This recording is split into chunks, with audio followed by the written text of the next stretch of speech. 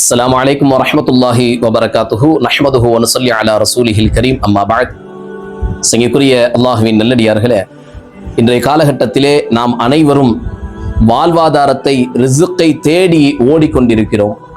பணம் சம்பாதிக்க வேண்டும், அதிகமான லாபத்திலே நாம் வியாபாரம் செய்ய வேண்டும், நம்முடைய தொழிலிலே எப்படியாவது சம்பாதித்து மிகப்பெரிய வளத்தோடு செல்வத்தோடு நாம் வாழ வேண்டும் என்று ஓடிக்கொண்டே இருக்கிறோம்.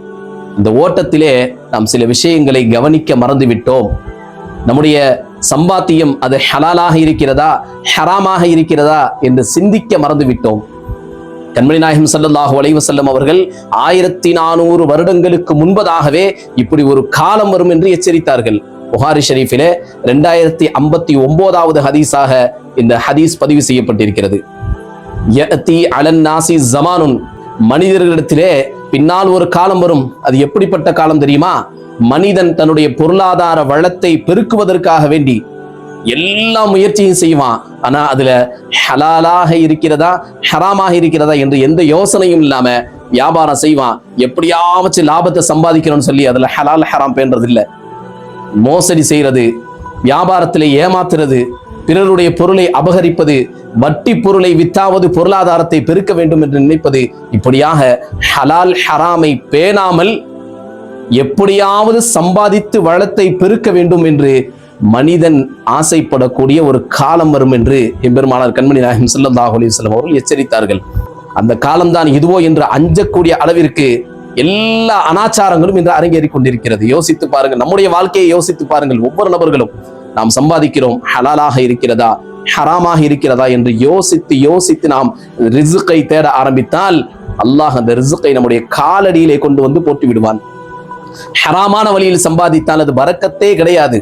அப்படி என்றால் ஹலாலான வழியிலே சம்பாதிப்பதற்குண்டான அந்த ரிஸ்க் நம்மை தேடி வருவதற்குண்டான ஒரு அற்புதத்திலும் அற்புதமான ஒரு 4 விஷயங்களை அல்லாமா இப்னுல் கய்யூம் அல் ஜௌசி ரஹ்மத்துல்லாஹி அலைஹி அவர்கள் அற்புதமாக குர்ஆன் ஹதீஸில் இருந்து வடிவமைத்து நமக்கு தருகிறார்கள். 4 விஷயங்களை யார் பேணிக்கையாக செய்கிறார்களோ அவர்களை தேடி ரிஸ்க் காலடியிலே வந்து விழுகும்.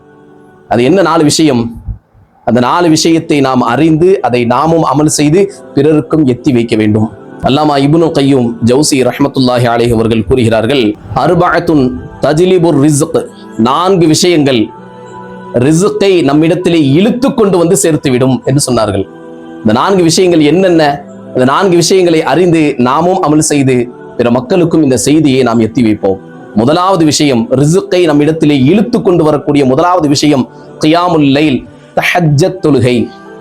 யார் தஹஜ்ஜத் தொழுகையை தொழுகிறார்களோ அவர்களுக்கு அல்லாஹ் கொடுக்கக்கூடிய வெகுமதிகளை அல்லாஹ் குர்ஆனிலே பல இடங்களிலே சொல்கிறான். அது கொடுக்கக்கூடிய அந்த வெகுமதியை எந்த கண்ணும் கண்டிராத அற்புதமான வெகுமதிகளை எல்லாம் அந்த தஹஜ்ஜத் தொழுகையோருக்கு தருவோம் என்று அல்லாஹ் வாக்குறுதி கொடுக்கிறான்.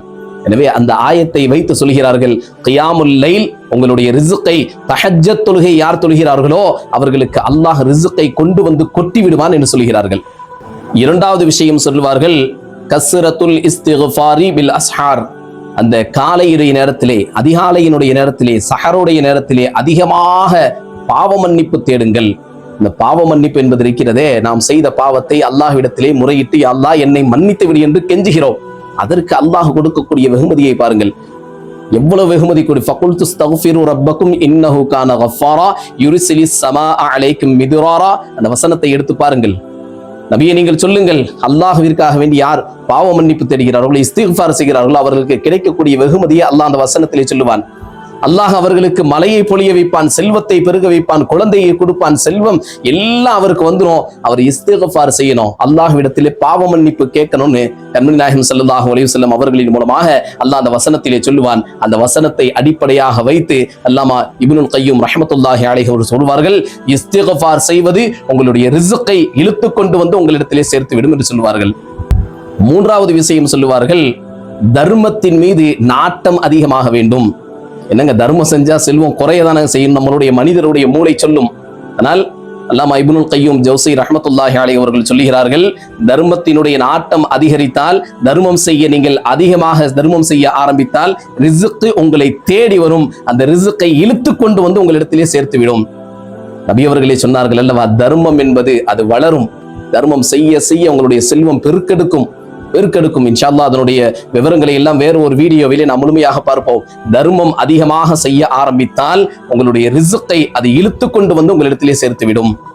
நான்காவது விஷயம் சொல்லுவார்கள், பகலினுடைய ஆரம்பத்திலும் பகலினுடைய இறுதியிலும், அதாவது ஃபஜ்ர் தொழுகைக்கு பின்னாடி காலையிலும் மாலையிலும் அல்லாஹு தஆலாவை அதிகமாக திக்ர் செய்யுங்கள். அல்லாஹு தஆலாவை அதிகமாக திக்ர் செய்யக்கூடிய நேரத்திலே மிக முக்கியமான நேரம் காலை நேரம், சாயந்தர நேரம்.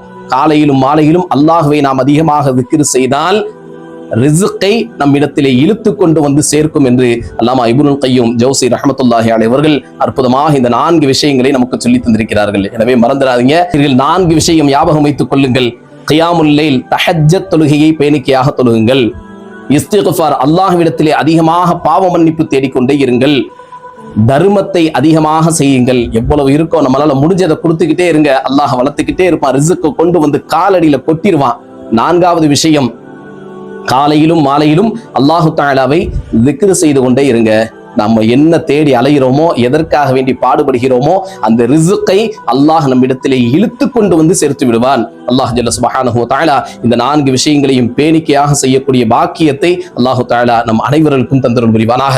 இந்த வீடியோ உங்களுக்கு பிரயோஜனமா இருந்துச்சுன்னா நீங்களும் அமல் செய்யுங்க. இந்த வீடியோவை பிறருக்கும் ஷேர் செய்து அவர்களையும் அமல் செய்ய தூண்டுங்க. இது போன்ற மார்க்கத்தினுடைய விஷயங்களை தெரிந்து கொள்வதற்கு நமது ராஜை ஆலிம் மீடியா யூடியூப் சேனலை சப்ஸ்கிரைப் செய்து கொள்ளுங்கள். அஸ்ஸலாமு அலைக்கும் வரஹ்மத்துல்லாஹி வபரகாத்துஹு.